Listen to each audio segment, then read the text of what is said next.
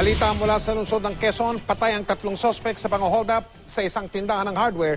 Matapos silang makipagbarilan sa mga pulis, tinutugis ang isa pa nilang kasamahan. Si Susan Enriquez, naka-alerto 24.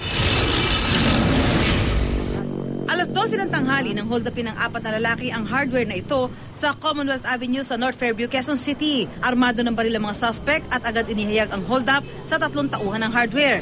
May biglang lumapit sa amin, 4 yun. May mga baril, akala namin bibili, yan pala tinutukan sila. Hinatak yung isang checker dito, hinatak dito, tapos tinutukan. Yung isang painante may tinutukan din. Nilabas sa mga suspect ang benta ng hardware pati na ang cellphone ng mga empleyado na nagkakahalaga ng mahigit 60,000 piso. Pero bago pa nakatakas sa mga suspect, dumating na ang mga pulis at nakipagbarilan sa mga suspect. Lumaban mga ito, 3 lahat na may baril.